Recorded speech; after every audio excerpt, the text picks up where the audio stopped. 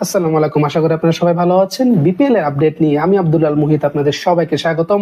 Mirpur Sherebangla cricket stadium থেকে আজকে দিনের দ্বিতীয় ম্যাচে রংপুর এবং রাজশাহী কিন্তু মুখোমুখি হয়েছিল। ম্যাচের ফলাফল কি হয়েছে, কারা জিতেছে, কি হয়েছে হাই ভোল্টেজ ম্যাচে, সবকিছু বলবো। বা তার আগে মাঠের বাইরের কথা নিয়ে একটু আলোচনা করতে চাই। থাম্বনেইল দেখে যারা এসেছেন, পুরনো ইতিহাস, এর আগেও কিন্তু রাজশাহী ফ্র্যাঞ্চাইজিকে নিয়ে আমাদের কিরকম একটা সমালোচনার মুখে পড়তে হয়েছে। সিলেটের পর, চট্টগ্রামের পর আজকে কিন্তু ঢাকার খেলা শুরু হওয়ার পূর্বে রাজশাহী ফ্র্যাঞ্চাইজির আবার কিন্তু সেম কর্মকাণ্ড। কিছু পেমেন্ট তারা পায়নি, কিছু প্লেয়ারদেরকে তারা পেমেন্ট দেওয়া হয়নি। লোকাল প্লেয়াররা খেললেও আজকে কিন্তু বিদেশি প্লেয়ার তারা কিন্তু ম্যাচ বয়কট করেছে। টিম হোটেল থেকে তারা আসেনি, তারা টিম হোটেলে অবস্থান করেছে। যদিও পরে কিছু গণমাধ্যম এটা এনশিওর করেছে যে বিসিবি তাদেরকে আনার জন্য গাড়ি প্রেরণ করেছিল, বা তারপরে কিন্তু তারা আসেনি।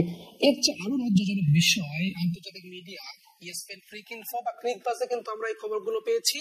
এটা কিন্তু বিপিএল এর জন্য খুবই খারাপ একটি দিক। এবং জুলাই গণ অভ্যুত্থানের পর 2025-এর বিপিএলটা কিন্তু একটু অন্যরকম হবে, এবং এরকমই কিন্তু একটা ঘোষণা দিয়েছিলেন আমাদের প্রধান উপদেষ্টা, কারণ তিনি কিন্তু সরাসরি বিপিএল এর সাথে যুক্ত ছিলেন। আমাদের নতুন পরিচালক ফারুক আহমেদের মুখেও কিন্তু আমরা এরকম একটা কথা শুনেছিলাম যে এবারে বিপিএলটা একটু অন্যরকমই হবে। এগুলো আসলে অনাকাঙ্ক্ষিত, এগুলো আসলে হওয়ার কথা ছিল না। কি দিয়ে কি হয়েছে বা আসলে ঘটনাটা কি, সেটা নিয়ে বিস্তারিত হয়তো অন্য কোনো ভিডিওতে আমরা আলোচনা করব। কিন্তু এই মাইন্ডসেট নিয়ে রাজশাহী টিম যখন মাঠে পৌঁছায়, তাদের কিন্তু বিদেশি প্লেয়ার প্লেইং 11-এ ছিল না। আপনি যদি বিপিএল এর আইনের দিকে একটু খেয়াল করেন, আপনাকে মিনিমাম 2 জন ফরেন প্লেয়ার নিয়ে কিন্তু মাঠে নামতে হবে। আইন ভেঙে 11 জন লোকাল প্লেয়ার নিয়ে কিন্তু রাজশাহী ম্যাচ খেলতে নেমেছে। সচরাচর এরকম যে জিনিসটা হয় যে আসলে এরকম মাইন্ডসেট নিয়ে যখন প্লেয়াররা মাঠে নামে, তাদের কিন্তু মাঠের পারফরমেন্সটা খুব একটা ভালো হয় না। এবং ঠিক কিন্তু হয়েছিল তাই। মাঠের ক্রিকেটের দিকে যদি একটু ফিরে, দুবার রাজশাহী টসে হেরে প্রথমে ব্যাটিং করতে নামে। ওপেনিং এ জিসান আলম, সাব্বির হোসেন যথাযথ ফ্লপ। জিসান আলমের কাছ থেকে আমরা এই সিজনে কিন্তু খুব ভালো একটা ইনিংস পাচ্ছি না। সাব্বির হোসেনের কথা যদি বলি, 13 বলে 11 রান। এনামুল হক বিজয় শুরুটা পেয়েছিলেন, 16 বলে মাত্র 13 রান করে কিন্তু সে প্যাভিলিয়নে পথ ধরে।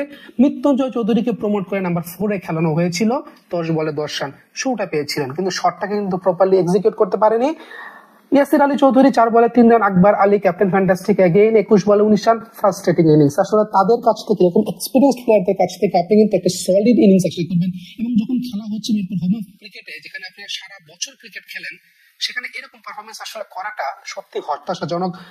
মিজানুর রহমান 10 বলে 5 রান। সানজামুল ইসলাম লাস্টের দিকে 28 রান যোগ করলেও শেষ পর্যন্ত মাত্র 119 রানে 9 উইকেটে, 20 ওভার শেষে মাত্র 119 রানে তাদের কিন্তু ইনিংসটা থামে।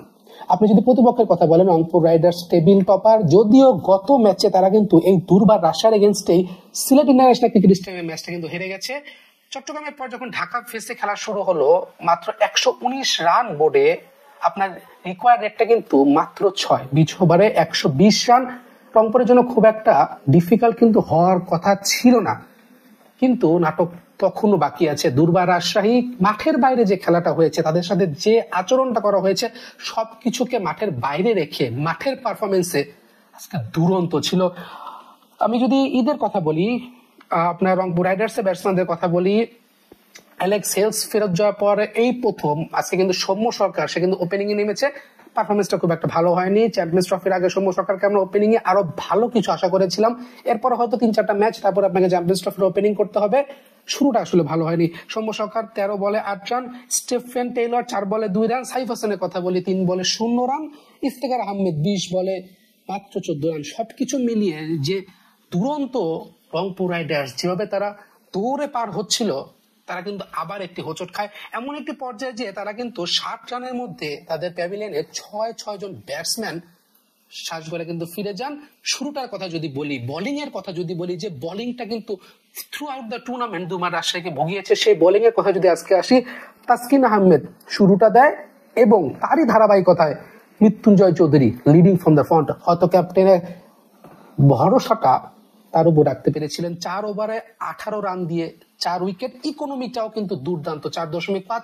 সবকিছু মিলিয়ে দুর্বার রাজশাহীর যে পেস অ্যাটাকটা ছিল, তাসকিন আহমেদ, মৃত্যুঞ্জয় চৌধুরী এবং মহর শেখ 4 জন মিলে কিন্তু যথাযথ গড় ছিল 6.2, 4.5 এবং 3.8। সবকিছু মিলিয়ে দুর্বার রাজশাহীর পেস বোলিংটা কিন্তু দুর্দান্ত হয়েছে। আমি তাসকিন আহমেদের কথা যদি বলি, 4 ওভারে পজিশনে 2 উইকেট। মৃত্যুঞ্জয় চৌধুরী 4 ওভারে 18 রানে 4 উইকেট। মহর শেখ 4 ওভারে 15 রানে 2 উইকেট। সবকিছু মিলিয়ে মাত্র 50 রানের ভিতরেই কিন্তু রংপুর রাইডার্স তাদের 7 ব্যাটসম্যানকে হারিয়ে ফেলে। শেষের দিকে সাইফুদ্দিন একটা দুর্দান্ত ইনিংস খেলে, সেটা আপনাকে মানতে হবে। সাইফুদ্দিন এই ইনিংসটা কিন্তু রংপুর রাইডার্সকে শেষ বল অবধি খেলায় বাঁচিয়ে রেখেছিল। শেষ ওভারে যখন রিকোয়ারমেন্টসটা অনেক বেশি ছিল তখনও কিন্তু তিনি 3টা ছক্কা হাঁকিয়েছেন শেষ ওভারে, যদিও তার 50টা পূরণ হয়েছে।